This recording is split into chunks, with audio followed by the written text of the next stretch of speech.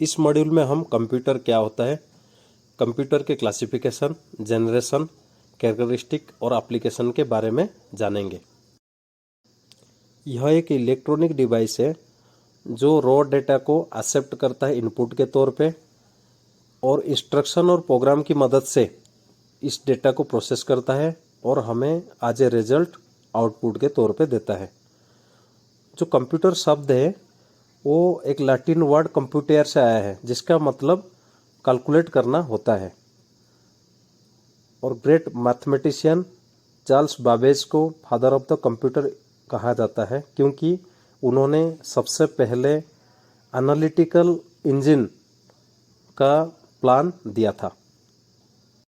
General भाषा में हम कंप्यूटर को common operating machine purposely used for technical, educational and research के तौर पे भी जानते हैं।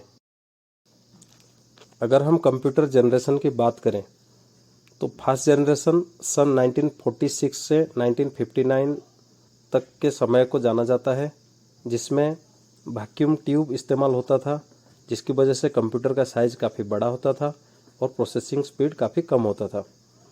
फिर कंप्यूटर के सेकेंड जनरेशन आया जो कि सन 1959 से 1965 तक के समय को जाना जाता है, जिसमें वैक्यूम ट्यूब रिप्लेस करके ट्रांजिस्टर यूज़ किया गया, जिसकी वजह से कंप्यूटर का जो साइज़ है वो छोटा हो गया और प्रोसेसिंग स्पीड थोड़ा बढ़ गया। फिर कंप्यूटर के थर्ड जनरेशन आया जो कि सन 1965 से 1971 के बीच में हुआ था।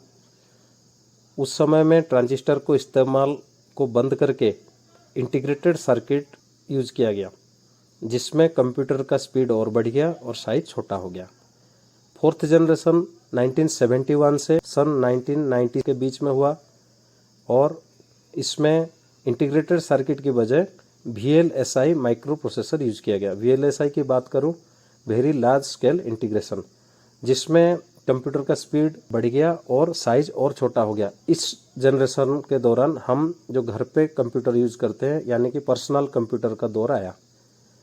फिर अभी हम जो कंप्यूटर का जो लेटेस्ट जनरेशन चल रहा है, ये कंप्यूटर का फिफ्थ जनरेशन है जो कि सन 1990 से अभी तक चल रहा है, जिसमें VLSI को रिप्लेस करके ULSI माइक्रो प्रोसेसर यूज़ किया गया, जिसका मतलब ये होता है ultra large scale integration.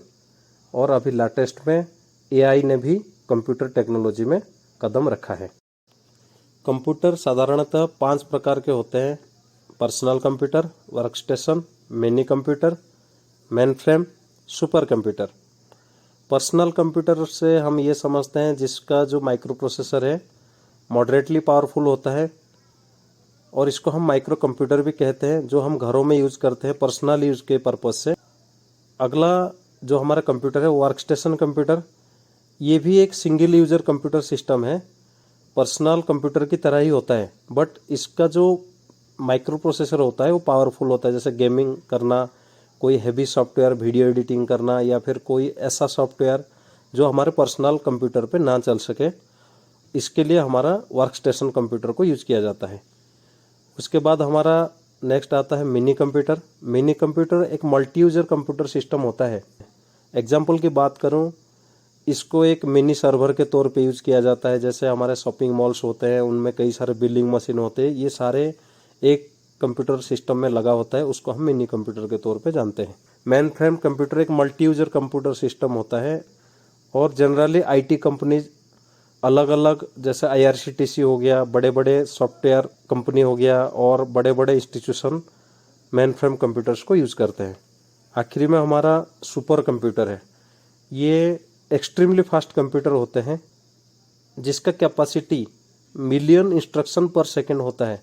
Super computer scientific research, nuclear power station और वेदर फोरकास्टिंग के तौर पे यूज़ किया जाता है।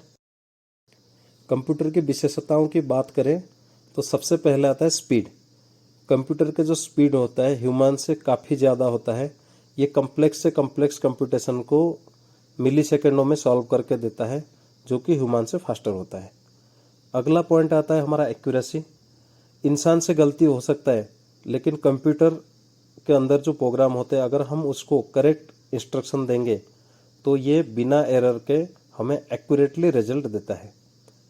और इसका जो स्टोरेज होता है ह्यूमन का मेमोरी से काफ़ी ज़्यादा होता है। ये एक अप्रोप्रिएट फॉर्मेट में डेटा को स्टोर करके रखता है।